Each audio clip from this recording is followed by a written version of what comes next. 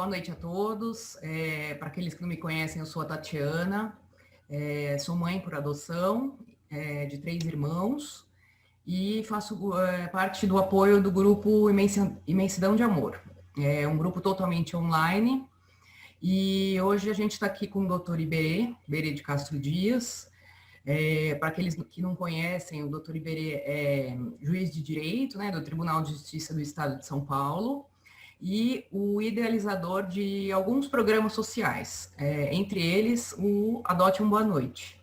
E hoje ele está aqui para conversar com a gente a respeito da adoção de crianças a partir de 10 anos de idade, né? De 10 anos ou mais. Boa noite, doutor Iberê. Tudo bem? Olá, boa noite, pessoal, tudo bem? Obrigado pelo convite, é um prazer a gente poder conversar sobre a adoção de crianças com mais de 10 anos, um tema sempre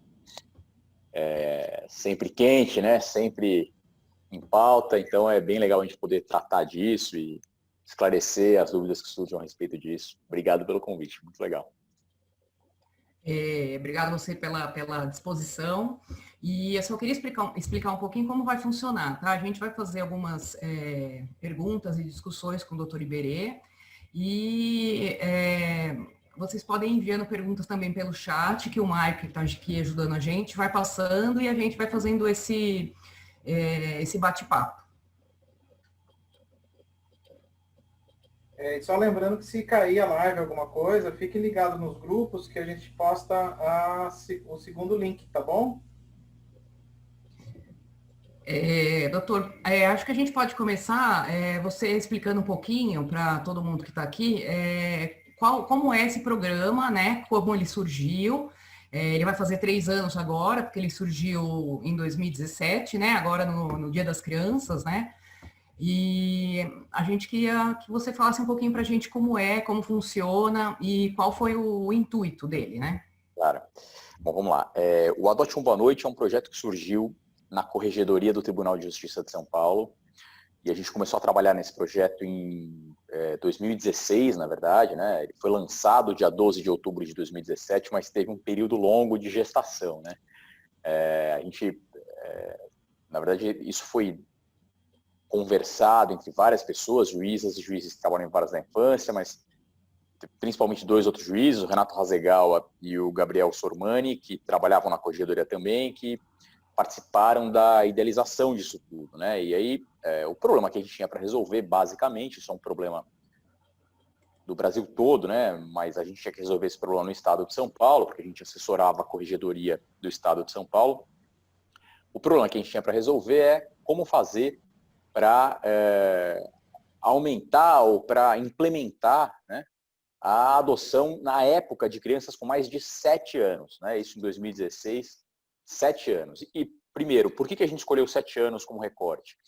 Porque olhando o site, o antigo site do Cadastro Nacional de Adoção, né, que era o site antigo, hoje está em vigor o Sistema Nacional de Adoção, um site bem mais completo, um sistema muito mais eficiente do que havia então. Mas olhando os números do CNJ, os números nacionais do CNJ, a quantidade de adotantes, de pretendentes, candidatos à adoção, né, de habilitados para adoção, e a quantidade de crianças e adolescentes aptos a serem adotados, estavam em 2 pontas diferentes. Então, hoje a gente tem no Brasil, só para você ter uma ideia, alguma coisa como 38 mil candidatos à adoção, cerca de 5 mil crianças e adolescentes aptos a serem adotados. Quando a gente olhava para esses números em 2016, a gente tinha alguma coisa em torno de 40 mil à época, 40 mil habilitados para adotar, e um pouco menos de 5 mil crianças, mas a questão é que, olhando as faixas etárias, havia, por exemplo, todos aceitavam adotar crianças de até 1 ano, e crianças de até 1 ano eram 2 no Brasil todo. Então eram 40 mil para 2. Aí a coisa ia mudando. Até 2 anos eram 39.900 para 5. Até que esses números eram bem discrepantes no começo.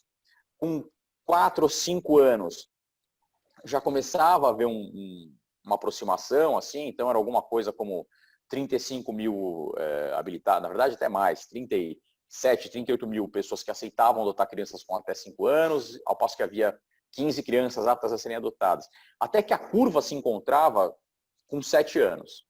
Então, a partir dos 7 anos, a posição se invertia. A partir dos 7 anos, passava a ter mais crianças e adolescentes aptos a serem adotados do que pessoas na fila para adotar. Então, por isso que a gente escolheu os 7 anos como recorte. Hoje, esse ponto de inflexão está em 10 anos. Se a gente for olhar no Sistema Nacional de Adoção, esse ponto de inflexão está em 10 anos, né? O momento a partir do qual passa a haver mais pessoas querendo adotar do que mais crianças e adolescentes para serem adotados do que pessoas querendo adotar, se dá aos 10 anos. Mas na época era 7 anos. Então, a gente escolheu 7 anos como recorte. A ideia é como é que a gente vai fazer para aumentar esses números, para fazer com que essas crianças com 8, 9, 10 anos, adolescentes de 13, 14, 15, sejam adotados. Porque você tem 40 mil pessoas no Brasil querendo adotar, talvez a gente tenha formas de, pelo menos, colocar esse tema em pauta, para reflexão das pessoas, né? E aqui, algumas coisas são bem importantes, antes de eu explicar o resto do projeto. Primeiro, isso é bem importante que fique claro. Para quem é habilitado para adoção, e, por exemplo, colocou no perfil alguma coisa do tipo crianças de até 2, 3 anos, 4 anos, não tem nada de errado nisso. Isso não é condenável, isso não é errado, isso não é antiético, nada disso. Cada um sabe como vai exercer seu sonho de ser pai ou de ser mãe. Isso é bem importante que fique claro quando a gente trata desse tema. Não é razoável que a gente olhe para pessoas que queiram adotar e façam restrições de idade no perfil com ar de, pô, mas que absurdo. Não é absurdo nenhum. Cada um sabe como vai exercer seu sonho, como pretende satisfazer seu sonho de ser pai ou de ser mãe. E é disso que a gente está falando aqui.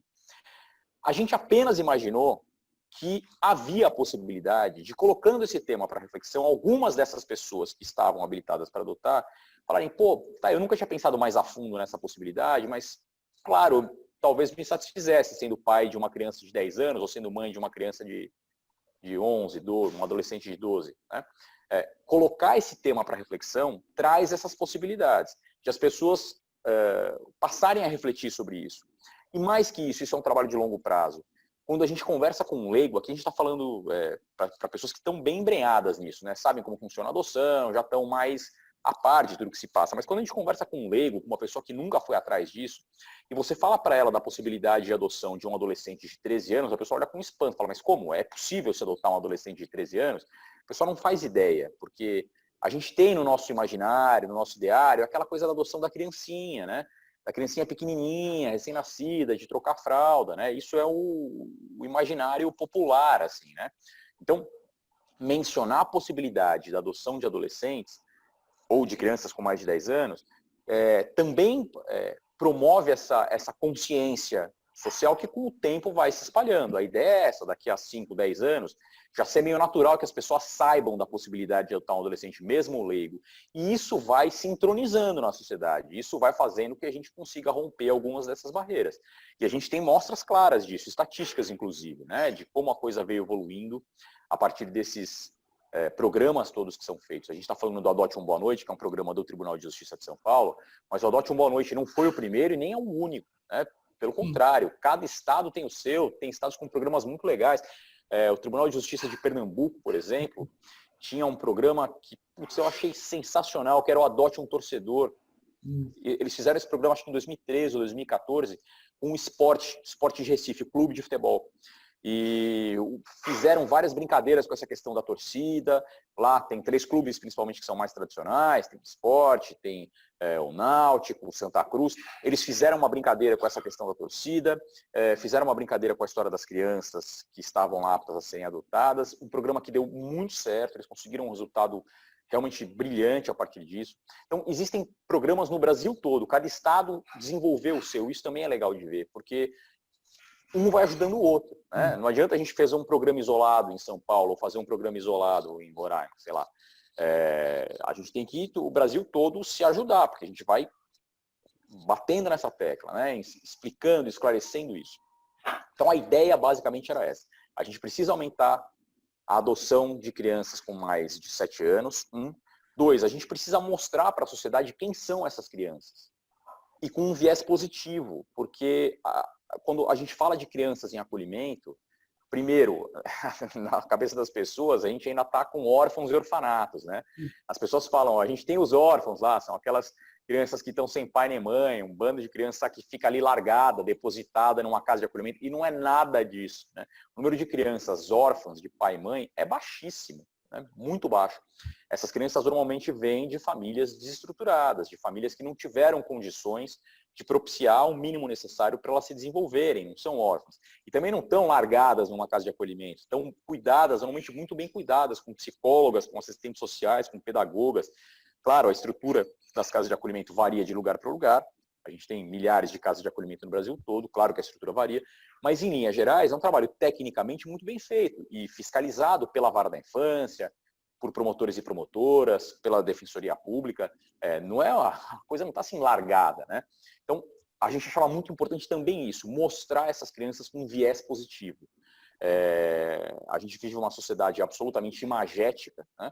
As pessoas estão o tempo inteiro com a câmera apontada para si, no entanto, essas crianças, esses adolescentes que moram nas casas de acolhimento, além de todo o preconceito que sofrem a vida toda, sofrem ainda essa questão da segregação por não estarem, por não serem vistos, né? Eu acho que esse é o ponto. Participar ainda da sociedade. Claro, né? Incluindo, sem dúvida.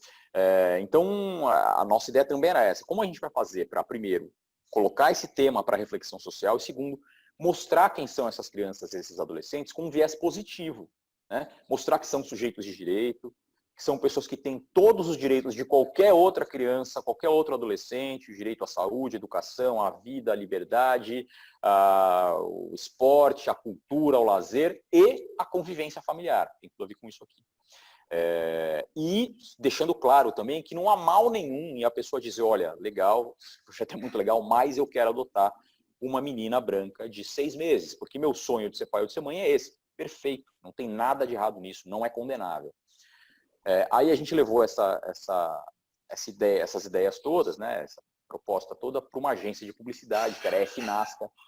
A FNASCA era de um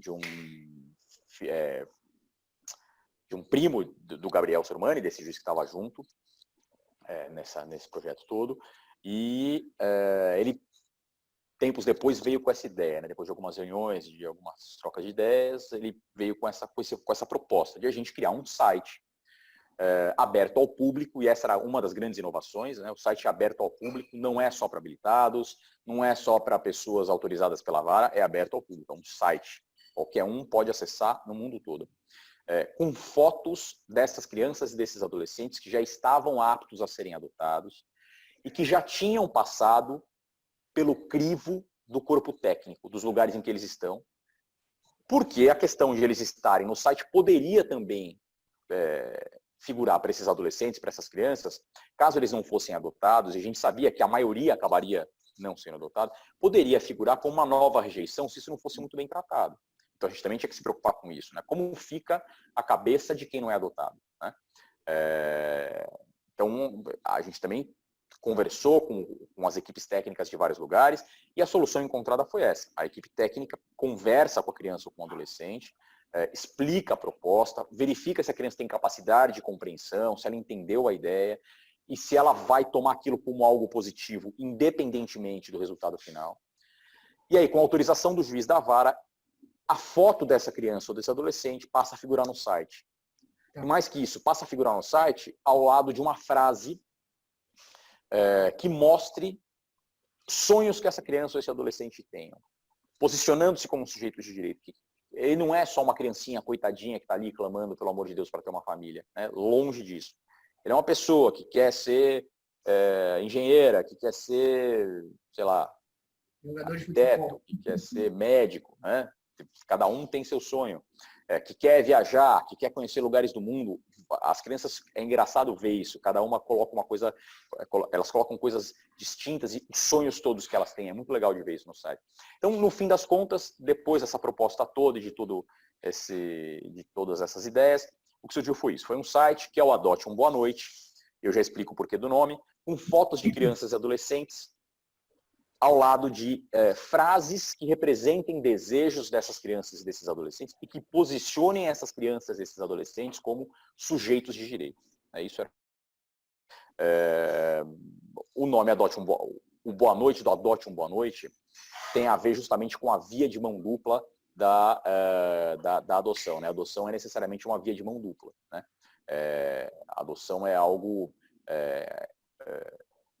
a gente costuma ver como uma grande solução para a vida das crianças e dos adolescentes, claro, né? Mas esse é um olhar muito segmentado, fragmentado, né? A questão é que a ideia da adoção é fundamentalmente satisfazer quem está adotando, né? Isso é uma coisa que a gente fala sempre, né? Por contraintuitivo que pareça, a adoção tem que ter como finalidade satisfazer o desejo do adotante, né? É só assim que a adoção vai dar certo.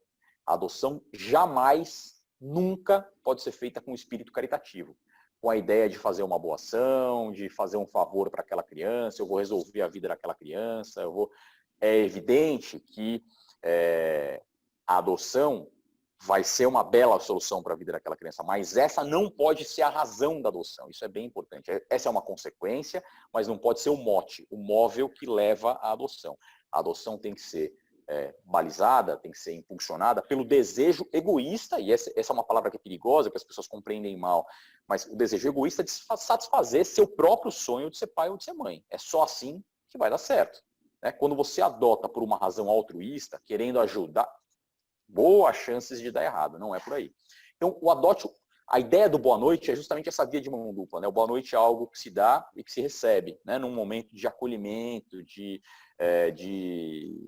desejos de um novo dia bom, melhor, em que suas vontades vão se realizar, em que você vai ter a possibilidade de fazer coisas pela sua vida, enfim, né? Então, o Boa Noite tem muito a ver com isso. Primeiro, com essa expectativa do dia seguinte, né? E segundo, com o fato de ser uma via de mão dupla, que tem tudo a ver com a adoção, né?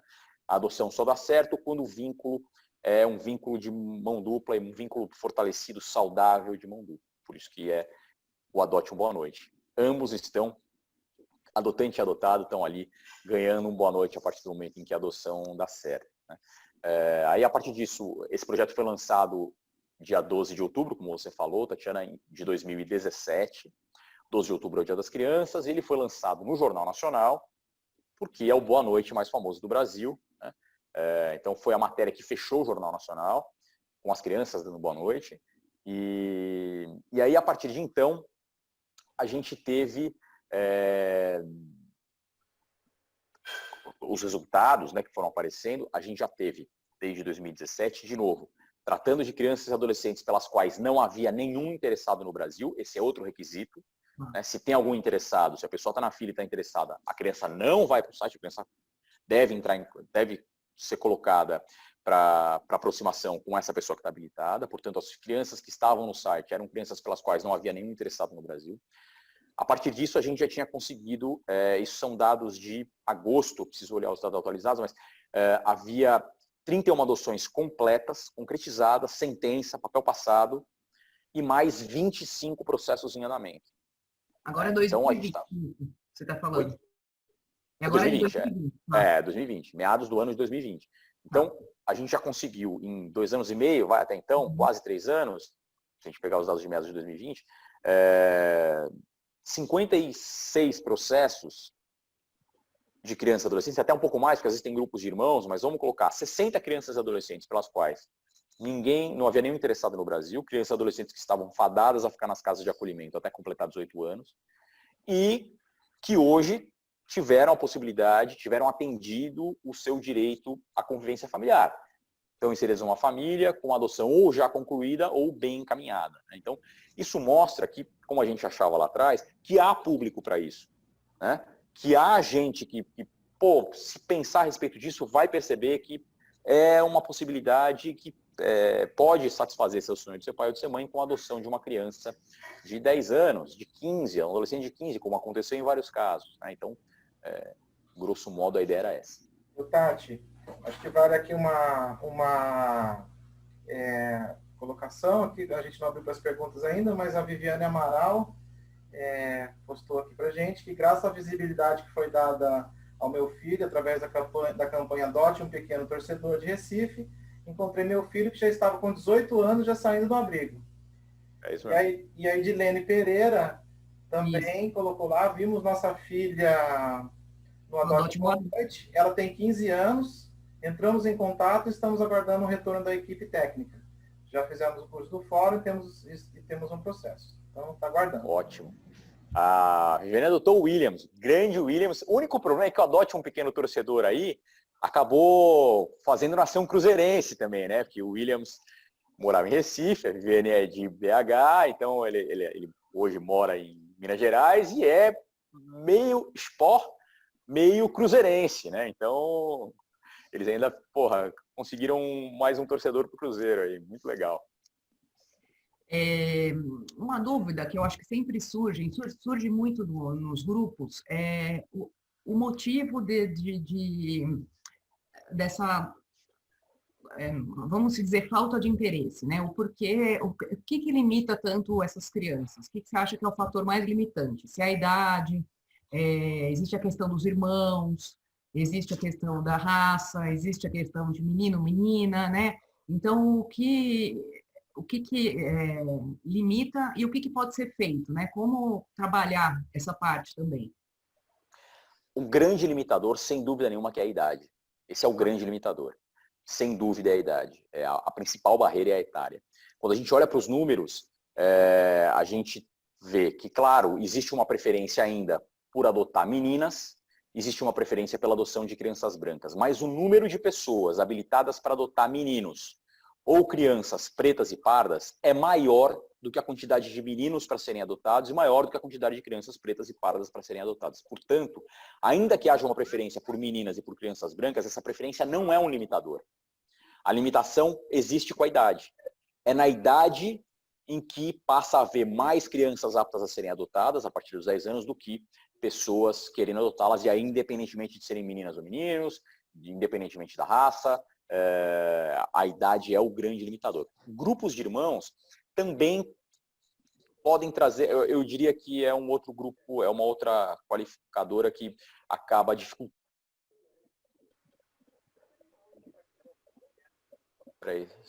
Voltou? Perderam?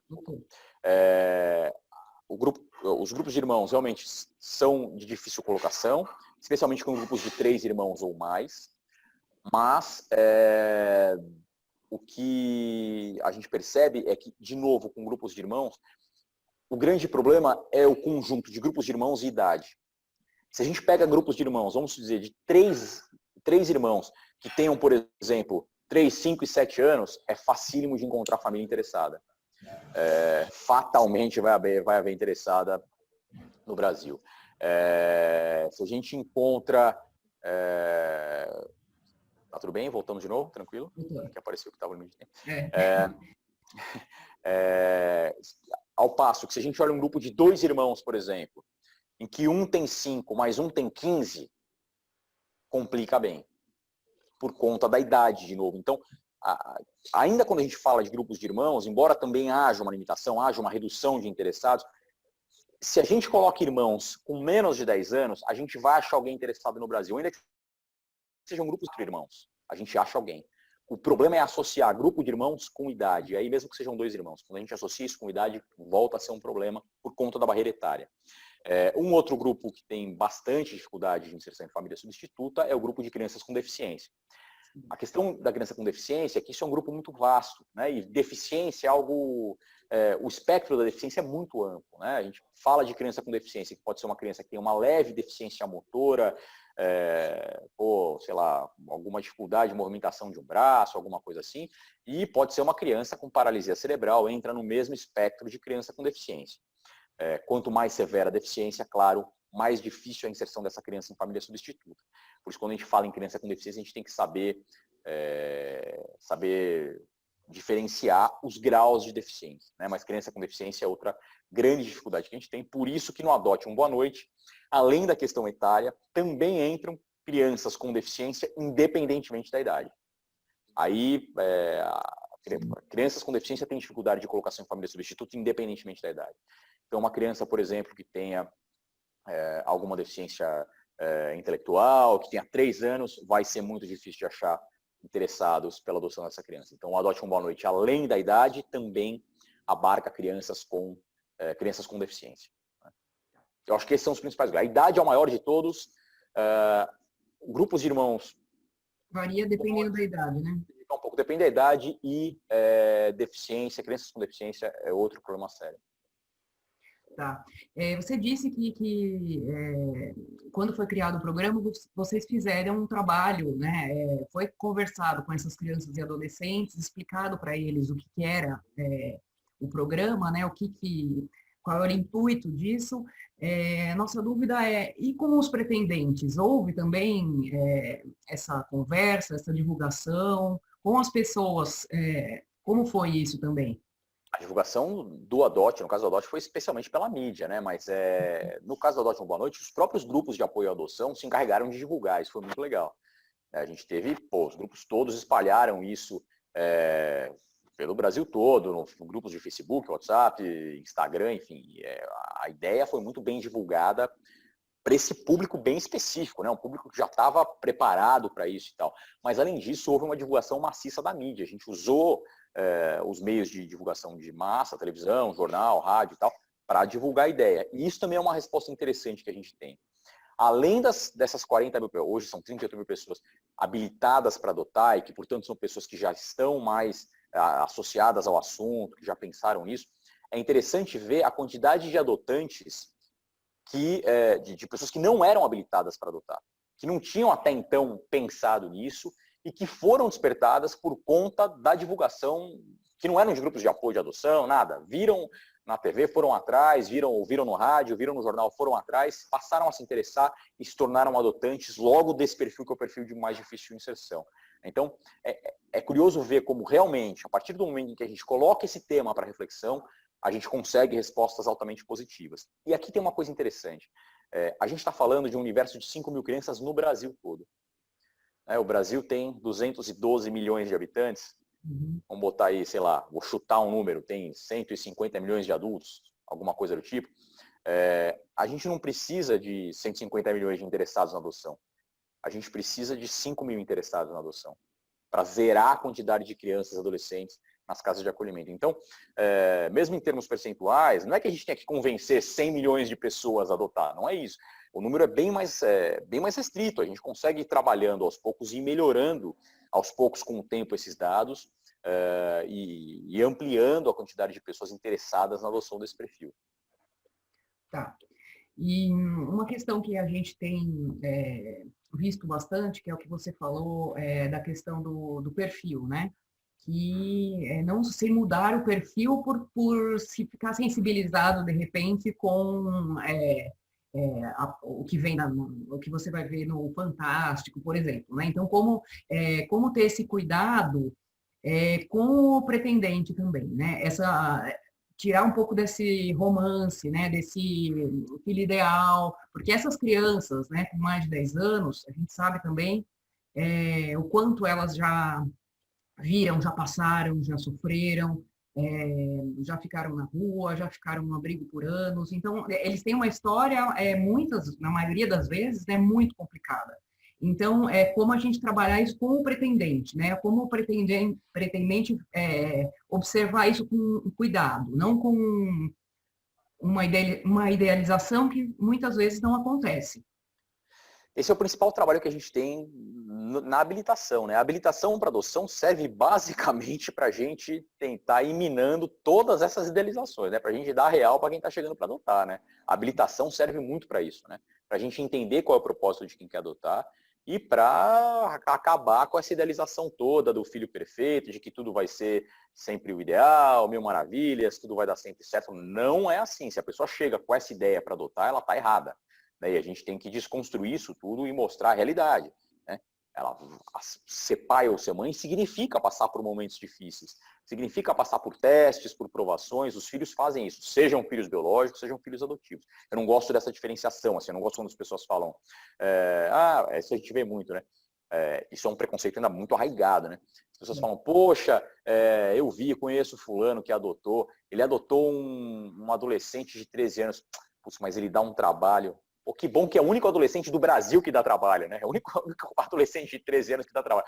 Os outros filhos biológicos, que, estão mil maravilhas, não dão problema pro pai, não respondem, tão de boa, né? Isso faz parte da adolescência, isso faz parte do crescimento deles como seres humanos, da localização deles, da subjetividade deles, do posicionamento deles como pessoa. Isso faz parte da adolescência. Então, as pessoas também veem muito essa questão e associam características da criança ao fato de ela ter sido adotada, sendo que não tem nada a ver uma coisa com a outra. Né? Crianças dão trabalho porque são crianças, porque isso faz parte da educação, isso faz parte do crescimento. Adolescentes são rebeldes, não porque são adotados ou porque são filhos biológicos, são rebeldes porque são adolescentes. Isso faz parte do desenvolvimento do ser humano. Né? É bom que ele seja um adolescente rebelde em algum grau. Né? Isso demonstra que ele está buscando se posicionar, buscando encontrar a sua personalidade, se postar como ser humano, a sua subjetividade. Isso faz parte do crescimento.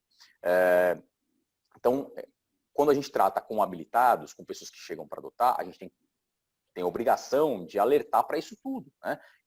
A habilitação serve para isso, no fim das contas. Né? Para a gente mostrar que ele vai ter que passar por testes, por provações, que a criança vai fazer birra, não porque é adotada, mas porque é criança. Que a criança vai responder torto, que a criança vai dizer que não quer mais ele como pai ou como mãe, porque em algum momento muitos de nós fizemos isso, né? Com nossos pais biológicos. Né? Então, assim, isso faz parte do crescimento da pessoa. A negação, o teste, ela quer saber até onde está a fim de ir por ela, ela quer saber até que ponto você está a fim de manter esse vínculo, mesmo ela se mostrando o pior possível. Porque ela quer saber se ela não vai ser rejeitada na primeira oportunidade, especialmente porque ela já tem um histórico de rejeição anterior. Ainda que essa rejeição não seja explícita, muitas vezes a criança encara essa separação com a família biológica como uma rejeição. Né? Então, de alguma forma, ela vai testar para saber se você é só mais um que vai ficar na vida dela por um mês, e na primeira birra que ela fizer, você vai querer que ela vá embora, ou se você está realmente disposto a isso. Né? Isso faz parte dos testes que as crianças fazem para que esse vínculo se forme. Né? Então, é bem importante que a gente deixe isso claro na habilitação, e as equipes técnicas já são mais do que experimentadas com isso tudo. Então, a gente deixa isso muito claro. E outra coisa que você mencionou que também é importante, não é legal forçar a mão para mudar o perfil. A gente gostaria muito de que houvesse 40 mil pessoas interessadas na adoção de adolescentes de até 17 anos, 11 meses e 29 dias, mas não é assim que a vida é, não é da natureza humana dessas pessoas, pelo menos. Né? E a gente não tem que forçar a mão no perfil. Eu insisto nesse tema. A nossa ideia, a questão é a gente lançar a ideia. A pessoa tem que refletir, ela tem que maturar, tem que ir para casa e ficar encasquetada com isso, pensando para ver se é assim que ela vai satisfazer o sonho dela de ser pai ou de ser mãe, e cada um sabe do seu. Cada um sabe o quanto está disposto até onde está disposto a ir pelo sonho da paternidade ou da maternidade. E é curioso, tem muita gente que fala, eu jamais seria pai ou mãe de uma criancinha de 3, 4 anos, pelo amor de Deus, eu quero alguém que já esteja num estágio mais avançado da vida, né, que demande outros cuidados, que não aquele de uma criancinha de 3, 4 anos, que está o tempo inteiro em cima e tal. Então, existem perfis para todas as idades, né? O que a gente precisa é encontrar esses perfis. Então, a ideia de mudar o perfil etário precisa ser visto realmente com bastante cautela. Né? Tem muita gente que fica na fila, escolheu lá uma menina branca de até 1 ano, aí ela vai ficar na fila 6, 7 anos, vai ficar. E o parênteses do parênteses, isso não é ruim. Quanto menos crianças aptas a serem adotadas, maior o sinal de que aquela sociedade está se desenvolvendo de forma adequada. Numa sociedade ideal, o número de crianças aptas a serem adotadas é 0. Numa sociedade ideal, todas as famílias estão fortalecidas o suficiente, respaldadas o suficiente para manterem todas as suas crianças. Nenhuma criança é adotada. Por que na Dinamarca o número de crianças adotadas é baixíssimo? Por que na Islândia o número de crianças adotadas é baixíssimo? São sociedades extremamente bem desenvolvidas, com IDH elevado, todas as famílias têm respaldo suficiente para cuidarem adequadamente das suas crianças. Numa sociedade ideal, o número de crianças aptas a serem adotadas é 0. Então, o fato de a pessoa ter que ficar anos na fila, porque não há crianças do perfil que ela deseja para ser adotada, claro, individualmente para ela vai ser uma coisa negativa. Mas em termos de desenvolvimento social, isso demonstra algo positivo. A partir do momento em que a gente tiver 50 mil crianças para serem adotadas por ano, de até 1 ano, a gente está num buraco sem fundo em termos sociais. Isso não é legal. Então, a pessoa tem que ter consciência de que ela tem todo o direito de escolher o perfil etário, o perfil de raça, de gênero, mas isso tem uma consequência, que é o tempo na fila. E esse tempo da fila não deve ser razão para ela mudar o perfil. É natural que a pessoa... O maior problema E o que a gente vê nos grupos, né? A gente acaba vendo as pessoas ficando com pressa, né? Poxa, estou há 1 ano, 2 anos, 3 anos, quem sabe, né? Não é o meu negócio. E aí não é um negócio, né? A gente acaba vendo, aí começam os outros problemas, né? Então, Exatamente, exatamente. Então, isso é um trabalho que tem que ser feito com muita cautela. E quando, por acaso, a pessoa, o casal habilitado, chega na vara e fala, olha, a gente vai mudar o perfil de 3 para 5, para 7, isso precisa ser visto também com cautela, né? Elas vão passar, essas pessoas vão passar por uma reavaliação psicossocial para a gente entender o que motivou a mudança do perfil. Pode ser que seja uma motivação legítima, que a pessoa realmente tenha amadurecido a ideia de adotar uma criança com mais idade, perfeito. Mas pode ser que ela seja puramente decorrência da ansiedade, e aí não é legal. Então, a gente, ao mesmo tempo que a gente faz todo esse trabalho para tentar fazer com que as pessoas ampliem seu perfil, a gente tem que tomar cuidado para que a ampliação do perfil não seja algo artificial, porque isso vai dar errado depois. Né? Então, isso vai acabar vindo contra todo o processo e contra todo o trabalho que a gente está fazendo. Então, realmente, a gente tem que ter esse cuidado de, ao mesmo tempo, que leva essa ideia adiante, incentiva a adoção de crianças com mais idade, a gente tem que tomar cuidado para que a ampliação desse perfil não se faça de forma artificial e não se sustente no futuro. passou uma questão aqui pela gente, que é a questão do site e da atualização do site. O site é sempre atualizado, ele está atualizado, o Adote um Boa Noite, né? Dizendo especificamente do Adote um Boa Noite. Olha, a condução disso é feita pela Corregedoria do Tribunal de Justiça, eu não estou mais na Corregedoria. Mas que eu saiba, sim, continua sendo feito, eu saí no final do ano passado, mas a juíza que está lá, que está dando sequência a isso, que é a doutora Mônica Arnone, que eu saiba, segue tocando Adote um Boa Noite e o que tem no site está atualizado. Existe lá, realmente o que tem hoje. O que pode acontecer é de algumas crianças estarem no site e já terem iniciado um processo de aproximação. E a criança ainda não ter saído do site. Isso realmente pode acontecer, porque a gente não... existe um certo trabalho para inserir, para retirar as fotos. A coisa não se faz assim à torta e à direita. Pode levar alguns dias, depende da situação. E a aproximação por si só nem sempre é suficiente para que a criança saia do site. A gente precisa ver se essa aproximação vai ser frutífera, se a coisa vai adiante, né? Então, pode acontecer de algumas crianças que estão no site já estarem, por exemplo, em fase de aproximação com algum interessado e a foto continuar figurando no site. Isso tem uma razão de ser. Mas sim, o site segue sendo atualizado constantemente. Depende do interesse das varas de nos enviarem as fotos e as frases e tal para a gente inserir no site. Isso é através das varas. As varas mandam isso para a corregedoria e a corregedoria vai colocando. Exatamente. Esses adolescentes que não têm a procura, né? Não Exatamente. Existe um regramento mínimo que a gente fez na corregedoria, que é isso. Crianças e adolescentes pelos quais não haja nenhum interessado no Brasil, primeiro. Segundo, crianças e adolescentes que já tenham passado por esse estudo psicossocial e que a equipe técnica tenha apontado que para a criança figurar no site vai ser positivo, independentemente do resultado final. Esses são dois dos principais requisitos. Se isso fica apurado, basta que a vara envie foto da criança ou do adolescente, a frase e o setor de TI do Tribunal de Justiça insere no site.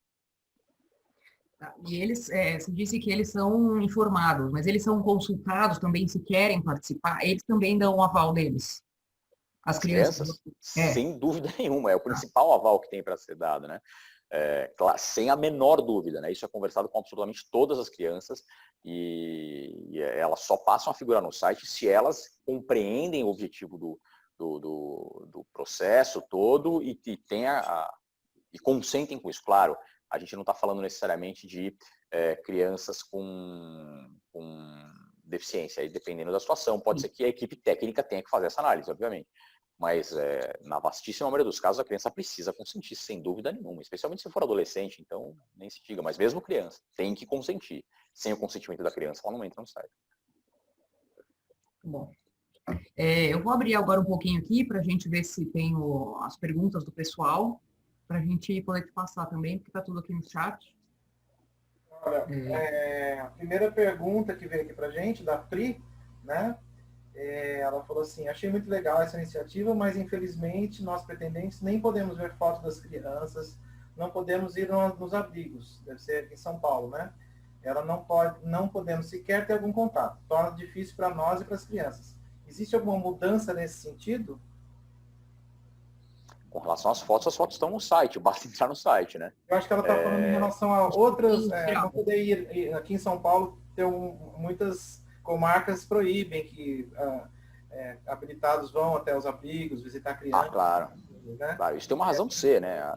Em alguns outros lugares, como no Rio, por exemplo, existe já um programa que até os habilitados podem ir. Ela está perguntando se aqui em São Paulo tem uma mudança nesse sentido. Aqui, isso varia, na verdade, de vara para vara, do entendimento do juiz de cada vara. Mas, realmente, quem entende que não é adequado que habilitados frequentem casa de acolhimento, entendem por conta disso, para que não haja a possibilidade de o habilitado furar a fila e de se aproximar de uma criança de 5, 6 anos que ainda está em processo de destituição ou em relação à qual ainda se faz o trabalho para voltar à família de origem, que é sempre o objetivo primeiro, e a pessoa começa a se aproximar da criança, começa a haver uma vinculação. A razão de se evitar a visita às casas de acolhimento é essa, né? Além do que, a gente precisa dizer isso muito claramente, é muito perigoso que as crianças fiquem submetidas a isso. De alguma forma, se isso não for muito bem feito, isso pode ser uma forma de submissão das crianças. As crianças estão ali para serem olhadas e, vamos ver de qual eu gosto. Isso dá um ar de mercantilização. Eu confesso que eu sou muito cauteloso com relação a isso. Não digo, de forma nenhuma, nunca isso pode ser feito, mas visita de habilitado à casa de acolhimento com essa finalidade é algo que tem que ser feito com muita cautela para não virar essa questão da submissão da criança, de irem ali olhar para escolher que criança vai ser, porque não é assim que funciona, né? Isso, de novo, pode gerar uma série de questões para essas crianças e para esses adolescentes, né? Então, existe uma razão de ser para essa cautela de a gente normalmente não permitir que habilitados visitem as casas de acolhimento. Existem algumas iniciativas, por exemplo, a Vara do Tatuapé, doutora Gilda, agora desembargadora, era titular da Vara do Tatuapé, Vara do Tatuapé agora cuidada pelo doutor De Luca, que segue a mesma ideia. A Vara do Tatuapé promove eventualmente algumas atividades que juntam habilitados para adoção com crianças e adolescentes das casas de acolhimento aptas a serem adotadas. De vez em quando eles fazem alguns eventos, vão com a molecada, levam a molecada no teatro, vão jogar boliche com a molecada, alguma coisa assim. Mas isso é feito com absoluta supervisão, com total cuidado. Eles sabem quais são os habilitados que eles estão levando para esses eventos, são eventos relativamente restritos. Então, existem iniciativas em São Paulo, apenas não é a ideia de abrigos ficarem de portas abertas e entra lá quem quer, porque não é assim que funciona mesmo. Joia. Uma pergunta aqui da doutora Lara. Doutor Iberê, tenho visto existência de adoção de adultos maiores de 18 anos, saudáveis e deficientes. Existe algum projeto que visa ampliar esse perfil de adoção, principalmente de deficientes maiores de 18 anos, acredito? Olha, eu sinceramente não conheço, porque no caso a adoção de adultos é feita pela vara da família, né? Não é mais da vara da infância. Então, se existe, e acho possível que exista, não fica sob cuidado da jurisdição da infância, fica sob cuidado das varas de família. Eu confesso que eu não tenho nenhum conhecimento de alguma iniciativa específica de adoção de adultos, mas acho possível que exista. E a Daniela também falou assim, doutor Iberê, eu creio que o tema adoção deve ser falado com muita naturalidade nas escolas, desde o pré-escolar. Sem dúvida nenhuma, claro. Inclusive porque cada vez mais as crianças nas escolas convivem com outras crianças que sejam filhas e filhos por via da adoção. Então é bem importante que esse tema seja clara e transparentemente colocado, né? E que se fale disso com naturalidade mesmo. Acho interessante. Deixa eu colocar uma questão aí nesse ponto, que é também a questão do... Aí estou falando do meu caso, tá? Que é a adoção por casais homoafetivos. E se isso também é trabalhado com essas crianças e adolescentes, né? Que já têm o entendimento e a gente sabe que existe alguma resistência, né? Nós passamos por isso, conheço outros casais que passaram por isso, e em alguns lugares tem essa conversa e tudo mais. É um tema que vocês trataram também no Adote um Boa Noite?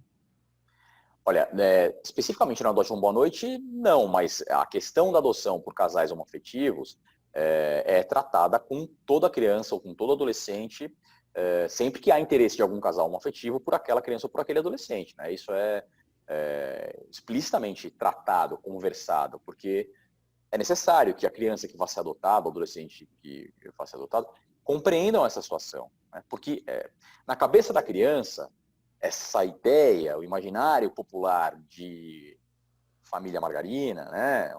Um homem, uma mulher, um pai, uma mãe, também permeia o imaginário dessas crianças. Então a gente precisa ver se a criança compreende isso bem e se ela aceita numa boa, se adotada por duas mães ou se adotada por dois pais.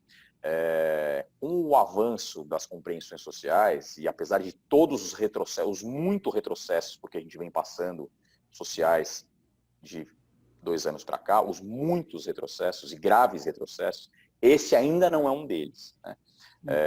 Então, a gente tem conseguido manter isso e evoluir com isso, né? Há cada vez mais casais homoafetivos fazendo adoção. Isso é muito interessante de ver, muito legal de ver. Não existe nenhuma diferença com relação ao tempo que leva para adoção, com relação à fila, ao procedimento, é tudo rigorosamente igual, como efetivamente deva ser. Há de chegar o momento em que esse não seja mais um tema, espero eu, né? Mas a gente ainda realmente tem que tratar disso.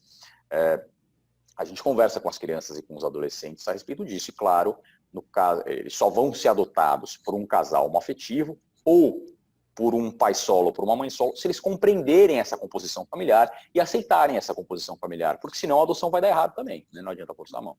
E acho que a gente pode aproveitar já a pergunta aqui da Vanessa e a Nelly. A partir de que idade, então, a criança é ouvida? Na verdade, depende um pouco. A criança é ouvida praticamente sempre, né? Desde que ela tenha a capacidade... Veja, o que eu quero dizer com ser ouvida é a criança é observada, no mínimo, né? Ainda que ela tenha 1, 2 anos e que não tenha a capacidade de externar verbalmente o que ela quer e tal, as psicólogas, as assistentes sociais, os psicólogos estão treinados para isso, eles estudaram para isso, então eles sabem observar, de acordo com o comportamento da criança, como ela reage com a aproximação de um casal, de uma pessoa. Então, na verdade, a criança é ouvida sempre, apenas nem sempre ela é ouvida verbalmente, né? Nem sempre ela é ouvida com os ouvidos. Ela pode ser ouvida de acordo com a forma como ela se porta, né, naquela aproximação. Mas é sempre absolutamente essencial que a criança ou adolescente que sejam adotados aceitem a adoção que está sendo proposta, porque senão o processo vai dar errado. Claro, a partir do momento em que ela tem 5, 6 anos, já passa a ser muito mais fácil de ela verbalizar os desejos dela. E essa análise passa a ser um pouco mais simples, passa a ser mais direta também. Mas, no fim das contas, a criança é ouvida sempre. Mais perguntas, Tati? Não, por enquanto que eu estava vendo aqui, também não. Aqui, ó. Eu tenho uma Emanuele e Vinícius. Neste momento de pandemia, doutor, como estão sendo as aproximações com adolescentes especiais? Acho que você pode falar um pouquinho desse momento de pandemia, né? Como estão as... Vamos lá. O que aconteceu foi o seguinte, como lá por fevereiro, começo de março, quando a gente eu digo, juízes de vara da infância do Brasil todo, a gente começou a observar o que estava acontecendo na Europa, né? Itália muito mal, França muito mal, Reino Unido muito mal, Estados Unidos começando a afundar com a questão da pandemia, a gente sacou que isso ia chegar aqui mais dia menos dia, e que a gente ia passar por esse problema, né? Que as coisas todas iam fechar, que a gente ia ficar em casa como efetivamente ficou, ou pelo menos deveria ter ficado, e que a gente ia ter essa dificuldade de aproximação, e vários desses processos foram, tanto quanto possível, acelerados lá atrás, fevereiro, março. Os processos em que já havia estudo psicossocial, em que já havia indicativos de que a gente podia começar a aproximação das crianças, foram acelerados para que as crianças já fossem colocadas em contato com pretensos adotantes e passassem a quarentena já na casa desses adotantes, já contando para fins de estágio de convivência, né? Então já contava para o processo de adoção. Do contrário, as crianças iam ficar na casa de acolhimento, a gente não sabia quanto, né? A gente não esperava que fosse tanto tempo, mas a gente falava em 2, 3 meses, tempo que poderia estar contando para o processo, a criança ia ficar na casa de acolhimento sem ter contato com o adotante. Então o que a gente fez foi isso. O grupo de juízes de infância do Brasil é relativamente pequeno, né? Porque é uma área restrita do direito. Então a gente tem bastante contato com gente do Brasil todo e conversando a gente tomou essa providência de agilizar tanto quanto possível esses processos lá atrás, sem fazer loucura, sem colocar a criança a qualquer custo na casa do adotante, mas havendo indicativo técnico de que era relativamente seguro fazer isso, essas foram as providências tomadas. Porque depois, a partir de final de março, realmente a coisa ficou bem difícil, né? Ficou muito difícil de promover aproximação entre crianças e adotantes, especialmente quando nos lugares em que os processos são físicos ainda, aquele caderninho, né? São papel. Nas varas cujos processos são digitais, a coisa foi bem mais fácil. Aqui no estado de São Paulo, praticamente todas as varas têm vastíssima maioria, se não 100% dos processos digitais. Em outros lugares do Brasil, nem sempre é assim. Processos em que havia, varas em que havia processos físicos, na maioria, padeceram um pouco mais. Foi mais difícil de fazer esses processos andarem, foi mais difícil de aproximar adotantes e adotados. Mas, mesmo com a quarentena, mesmo com todo mundo em casa, a gente conseguiu, em muitos momentos, fazer aproximação durante a quarentena. Várias famílias começaram a se formar entre adotantes e adotados durante a quarentena. Crianças e adolescentes que passaram a morar com adotantes, iniciaram seu estágio de convivência durante a quarentena, inclusive entre estados diferentes. Tem casos que são muito legais. Aproximações que começaram por videoconferência, por exemplo, então a tecnologia entrou muito fortemente nisso, isso foi legal de observar. A gente viu que é possível fazer, que é uma coisa que até então era duvidosa, né? A gente viu que era possível fazer com segurança, isso é algo que a gente vai continuar usando mesmo depois da quarentena, esses meios de tecnologia. E viu que era possível fazer audiências, por exemplo, por videoconferência, coisa que a gente também temia antes. Então, a quarentena nos forçou a ter esse aprendizado, isso foi muito legal. Isso certamente vai ser levado para o momento pós-quarentena. Mas, claro, houve uma redução dos números de adoção no Brasil todo, uma redução até significativa, alguma coisa da ordem de 50%, dependendo do mês, dependendo do lugar. Não teve jeito, os processos andaram realmente um pouco mais devagar e algumas aproximações só vão poder começar de agora em diante, né? Agora está o país todo praticamente já um pouco mais flexibilizado, né? Então a gente já tem como retomar o andamento disso, mas sem dúvida que o momento de quarentena nos foi uma dificuldade. Tati, a gente já está quase terminando, né? A doutora precisa ir às 20 horas, né? Mas tem uma pergunta aqui da doutora Rosana. O que o doutor acha de adoções por quem não esteja previamente habilitado, inexistindo pretendentes nacionais para a criança ou do adolescente? Acho perfeitamente possível e acho desejável, é o que acontece em boa parte desses casos do Adote um Boa Noite. O fato de a pessoa não estar previamente habilitada não significa que ela não possa adotar. Ela vai ter que fazer uma habilitação durante o processo de adoção. No fim das contas, a gente vai analisar tudo ao mesmo tempo. Quais são os interesses, os intuitos dessa pessoa, se essa pessoa está apta a desenvolver adequadamente um ser humano e como se dá essa relação da pessoa com a criança ou com o adolescente que ela pretende adotar. No fim das contas, a gente vai fazer uma habilitação dessa pessoa. Apenas essa habilitação não será prévia, vai ser concomitante ao processo de adoção. Grosso modo é isso. Eu acho perfeitamente possível e é o que a gente pretende, o que a gente busca na vasta maioria dos casos do Adote um Boa Noite. Eu queria fazer só uma última pergunta. Desculpa, só uma ressalva. Desde que, obviamente, não haja outros interessados por aquela criança devidamente habilitados, claro. Obrigado, doutor. Uma última pergunta relacionada ainda à questão dos 10 anos, né, que foi onde a gente começou, ou das crianças maiores, que é se vocês têm isso é uma coisa que vem tido reportagens e muita conversa a respeito da devolução. Se essa devolução aumenta muito nessas crianças, né? As crianças maiores de 10 anos. Se você tem como falar um pouquinho disso para a gente, para finalizar a nossa conversa. Olha, a gente não tem dados estatísticos disso. Assim, eu posso falar com base no empirismo, com o que a gente observa no dia a dia. Eu acho que o número de adoções frustradas de adolescentes é maior do que o número de adoções frustradas de uma criança de 1 ano, sem dúvida.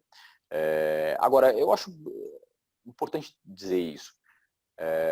Existem adoções frustradas, claro, o número não é 0, existem, mas o número é muito baixo. Né? A questão é que esses casos são casos que naturalmente são mais famosos, porque é um problema muito grave. Né? No fim das contas, boa parte do trabalho que a gente faz na adoção e durante o processo de adoção é justamente para evitar que isso ocorra, né, para evitar a frustração da adoção, porque isso é um trauma em cima de outro trauma para a criança, é um dos piores cenários que pode haver. Então, é por isso também que a gente tem que fazer a adoção com todo cuidado, com calma, é por isso que o processo tem seu tempo, não adianta, um processo de adoção nunca vai terminar em 1 mês, 2 meses. Se terminar em 1 mês, 2 meses, está errado. Não é, isso é arriscar, não se faz loteria com a vida das pessoas, a gente tem que tomar cuidado, a gente tem que esperar esse vínculo humano se formar de forma saudável, os vínculos humanos têm tempo para se formarem, a coisa não acontece de uma hora para outra, então não adianta ansiedade, a ideia de que a adoção tem que ser célere a qualquer custo e tal, é um perigo enorme. Claro que há barreiras e há pontos para a gente aprimorar, mas a adoção nunca vai ser um negócio para acabar em 3, 4 meses, porque a gente precisa de tempo para ter cautela, para verificar se esse vínculo está se formando de modo adequado, se a gente está colocando essa criança em boas mãos, né? É uma responsabilidade muito grande. O mesmo juiz que disse para aquela criança, você nunca mais vai ver seu pai e sua mãe biológicos, ainda que não fossem pais cuidadores, para aquela criança é um trauma, tem a responsabilidade de colocar essa criança nas mãos de outra pessoa. Olha o tamanho da responsabilidade que é isso. Né? Não existe responsabilidade maior no direito. Né? Então a gente tem que fazer isso com cautela, porque a gente está colocando a vida de uma criança que foi obrigada a se separar dos seus pais biológicos, ainda que tenha uma razão para isso, mas que se viu obrigada a se separar dos seus pais biológicos, nas mãos de outra pessoa. A gente tem que ter segurança de que a gente está fazendo isso com cuidado, de forma adequada, de forma cautelosa, para evitar que dê errado lá na frente. Eventualmente, claro, a gente nunca consegue botar o risco a zero, sempre vai ter um risco. As adoções podem se frustrar, quando acontece é péssimo, a adoção é frustrante para todo mundo, não só para a criança e para a pessoa que estão lá envolvidas, mas para todo o sistema de proteção da infância. Quando isso acontece, a gente faz diversas reuniões, fica todo mundo ali fazendo terapia coletiva para entender o que aconteceu e onde a gente errou, se é que dá para apontar, mas assim, para a gente tentar evitar que isso aconteça de novo, para a gente buscar quais são os modelos que dão mais certo, para a gente evitar isso. Infelizmente acontece. Agora, o número estatisticamente é muito baixo. Eu acho bem importante que isso fique claro. E naturalmente é maior, embora não tenha esses dados formalmente para dizer, empiricamente é maior entre adolescentes do que, por exemplo, entre crianças com até 2, 3 anos. Tá bom. Doutor, queria agradecer muito, em nome de todo o nosso grupo, pela sua disposição, por todos esses esclarecimentos. As pessoas estão agradecendo muito no chat, tirou muitas dúvidas, ficam outras, claro, mas a gente aqui já deixa um convite para outras oportunidades e próximas conversas. E muito obrigada por todos os esclarecimentos. Eu que agradeço, obrigado pelo convite, por vocês estarem até agora. Estou à disposição para a gente continuar trocando ideias e esclarecer dúvidas a respeito desse tema, que é sempre legal, é sempre importante a gente continuar tratando, falando disso, evoluindo as ideias, porque é assim que a gente vai aprimorar cada vez mais o sistema de adoção. Obrigado. Boa noite a todos e obrigado aí a todo mundo. Obrigado Valeu, pela sua participação, obrigado, doutor. E fiquem ligados nas nossas redes sociais, essa live depois vai lá para o nosso YouTube, nosso canal no YouTube, e aí lá acho que vocês podem deixar algumas dúvidas e a gente pode ir tentando responder depois. Doutor, se quiser também pode entrar lá, está convidado, tá bom, doutor? Muito obrigado. Maravilha, obrigado. Obrigado a todos, boa noite.